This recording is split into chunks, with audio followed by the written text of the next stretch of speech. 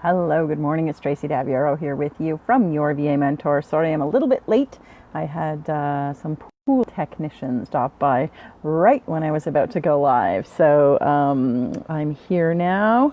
The bad news is that the pool is not repairable. It is actually replaceable, which, how sad is that? I kind of figured. I'd rather have it fixed properly and have a brand new pool wall put in than worry about whether it was going to hold. So, and these guys seemed pretty confident that something, might not hold if it was just a repair. So, it's in pretty bad shape.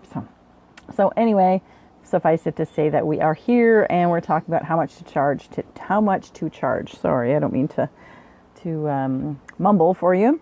So here we are outside I've got my fancy wall set up on my on here on the gazebo because it's actually very, very hot as the sun comes in. I'm not complaining, but it just makes it a lot better, I think, for me to be able to have a little bit of shade as the sun streams in, and I can pop into the sun when I want to, and then I can pop into the shade, and it's kind of nice to see the breeze and that kind of thing too.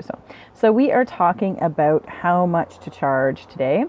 And hold on one second here. I'm just going to make my notes bigger. There we go. Obviously very popular topic. There's no question that figuring out what you're going to charge in your business, it's a really important thing to do. And so I think that whenever we first start talking about this kind of thing, people are looking for what should I charge for, they ask their colleagues and they ask in the VA groups and that kind of thing. What's the going rate for this? And the thing about your rates, what's really important is that your rates are very personal to you. You're a business owner. It's not, and there are gauges and there are plateaus or levels, if that's what you want to call them. So you do have to take that into consideration. But really the most important thing is how much do you need to earn? And the reason that it's important to look at this is that you need to actually stand behind the rates that you're offering your clients. And so you need to be able to stand behind them because that's your value.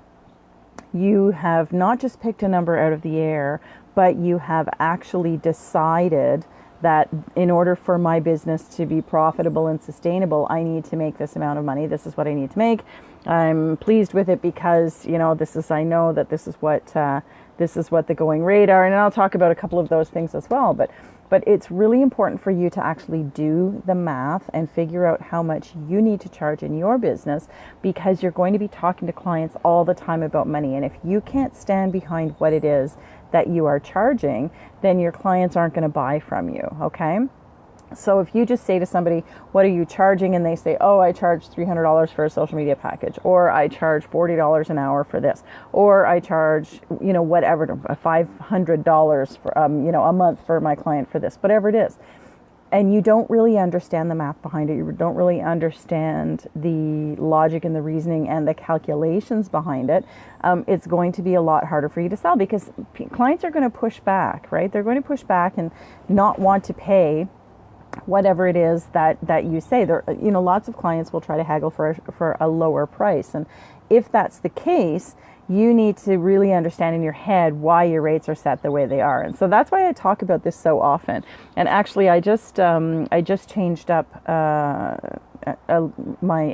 doesn't matter. Just changed up my rate calculation package, if that's important, which is what I'll tell you about at the end of this. You can definitely go and download that. But I just started moving things around, and I realized that I hadn't really done a call for you recently on how to how much you should be charging in your VA business. So what you need to do is, first thing you need to do, and I'll give you a tool to do this at the end of the live today. So how much do you need to earn? You need to figure out how much you need to earn. And that means how much you need to be bringing into your house. Okay. I knew whenever I first started my VA business that for me to be able to come home at the end of every month, I needed to contribute a certain amount of money to leave the job that I was at. I needed to be able to contribute X number of dollars to my household, and that would make it okay for me to stay home and work. Okay, you need to figure out what that dollar amount is. So you start at the top. You start at, well, what I did actually is I started with the net. So I need, and I'll age myself because I've been doing this a long time, I needed to make $600 a month. Okay, that's what I needed to make in order to, cover the salary that I had been making, and not have to pay for gas and lunch and cars and all that kind of stuff. So I knew my net needed to be $600 a month. Now for you that might be the same. You might be looking for $2,000 a month. You might be looking for $5,000 a month or more.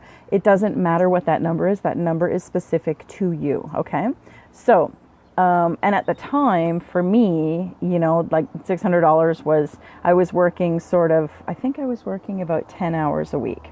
Maybe not even that. So again, that's the other thing you want to look at. You start with your net, and then you have to add on all those expenses that you need to have on top of your net pay, right? The bottom line, the amount of money that you're going to, put and keep in your bank. And you have to add those things on. So you need to, allow for things like taxes. You need to allow for things like expenses. What is it that you're going to have to pay for on a monthly or an annual basis in your business in order to keep your business running? What are the things you need? You can start really, really cheaply. I got a great big spider on my computer here. You can start really cheaply. You don't have to pay for, QuickBooks and a scheduling software and, that kind of thing. But what are the things that you need to pay for? Is high-speed internet going to be an extra expense for you? Or is that something that, you're already paying anyway, and that's what you need your net money for? So you need to figure out where all that stuff is. Your net money that comes in, what is that for? For me, it was to cover the phone, to cover the internet, to cover those kinds of things. And that's why I knew that was what, and groceries and whatever, that's what I contributed to. So that's how I knew how much money I needed to bring into my business. Then I had to add on 30% for taxes. And then I had to add on, well, in order to do this now, I'm going to have to buy a couple of software packages because of whatever it was I was doing for clients. Those are the things you need to work out. And while it's okay to just start bare bones with expenses, you still want to allow for them, because if your business grows fairly quickly, you're going to incur those expenses, right? So those are the things you want to look at. So you look at start with your net. This is absolutely how much I need to bring in.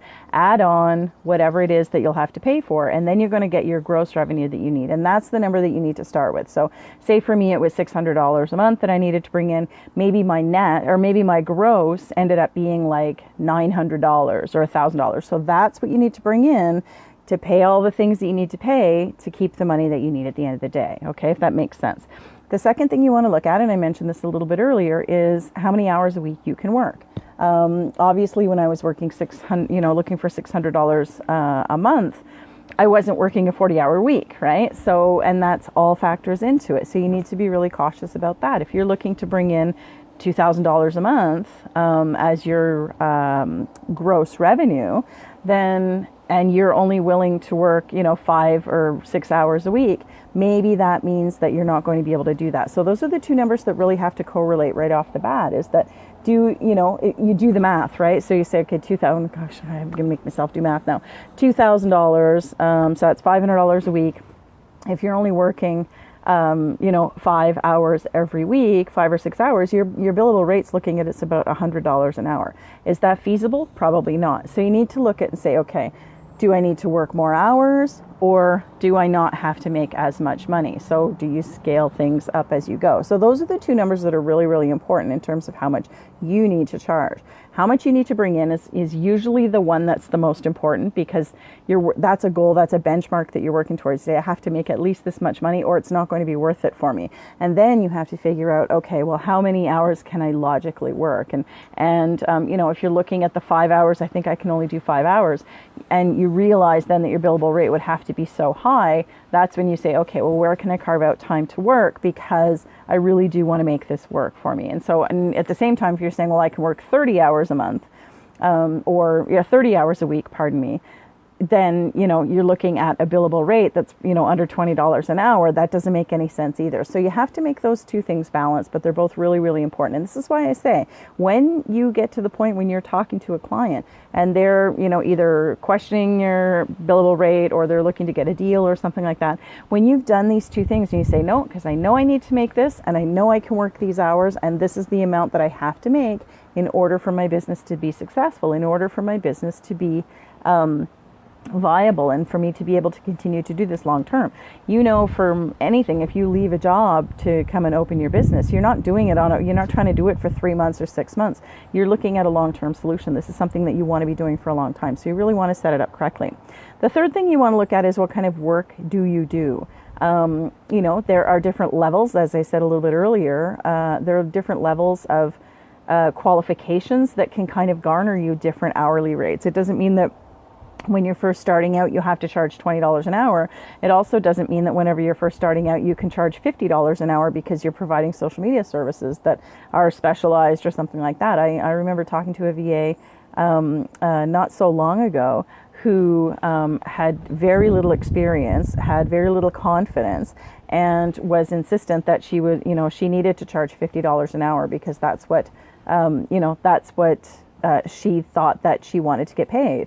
And so, my suggestion to her was that she start to develop a portfolio, she get some clients in the door, she get some revenue, she get some testimonials, because without the experience and without, being able to have a lot to draw on in terms of your expertise and experience, then it's very, very difficult to sell clients on a high level package or a high billable rate. So you want to be really cautious about what kind of work that it is that you do. Typically, a general admin VA makes less than a tech VA, or charges less, I shouldn't say makes, charges less than a tech VA. So you want to be able to look at those things and say, okay, what category am I in? And then this is when it comes back to saying, what do you guys charge? You can comparison shop for sure, and you can look around at what maybe your colleagues are doing. But at the same time, you don't just want to pick a number out of thin air by looking at what somebody else is making or what somebody else is charging, and use that number. If you end up at the same number, it's totally okay, but you don't want to make your decisions based on what somebody else is doing. You want to know maybe if you're in the same ballpark, that kind of thing, totally fine. But you do want to take your own experience and your own information into consideration. And then the last thing that you need to consider is, what does the market bear for your specialty? I know that there's a lot of different industries out there, and excuse me one second. There's a lot of different industries out there, and they all bear different amounts of money that they can pay people. So first, you do want to find a viable industry who can afford to pay you whatever it is that you are charging for your VA business. But at the same time, there are differences in terms of how specialized you're getting. If you're working with an industry that needs, like real estate or medical or something like that, and they need certain certification or they need a certain, experience or whatever it is, it's really, really important to look and see. For me, my first market was the hospitality business, the hospitality industry. And it was very, very minimal, the amount of money that people would consider paying. And understandably, I didn't really know what I was doing way back then. I didn't really know how to charge. I really didn't know a lot about that kind of thing. And so I didn't, I wasn't able to sell based on my value and based on all this. Actually, I hadn't done any of these calculations or anything. I just kind of said, this is my rate. And I really didn't know how to talk somebody through it, not over it. But so it's really important to be able to know that and look at what are the industries that you're working with. And if you do have a higher level rate because of your experience, because of what you can do, because of how you do it, maybe you have a team of people, whatever it is, and you're looking to set your rates, you want to be able to pick a market, work with a market that can afford that, right? It's about viability. It's all about sustainability. Like I say, you want to be in business for a long time. And so knowing the pieces behind why you're charging what you are and how that looks and how that looks to your clients is really, really important. And so those are the 4 steps that I think that you should look at in terms of how much to charge in your VA business. And I told you at the beginning I would give you a tool to do that. If you have not yet picked up my How Much Do I Charge? How Much Should I Charge? freebie, you can do that. I will put the link in with this video, and I'll put it in the comment section as well. You're welcome to go and pick that up. It's an income calculator. So basically, whoa, there's some wind. Basically, you put in the numbers that I was telling you about, right? Your gross revenue that you want to earn. You put that in. There's a whole, couple different things. This is a training video that goes with it as well, so that you can go ahead and do that and figure it out. But it'll really give you an idea. And there's a little comparison tool in it too, to if you want to say, well, if I work this number of hours or this number of hours, and you can kind of compare. It's a fun little tool. I get a lot of really good compliments on it, and I don't really promote it that much. So if you have not seen it, then go and pick it up. Click on the link to go and get it, and enjoy. I'd love to hear what your questions or comments are in general about how much you should charge, but also on the rate calculation package as well. So that is all I've got for you today. I hope you have a good day, and I'll see you next week. Bye.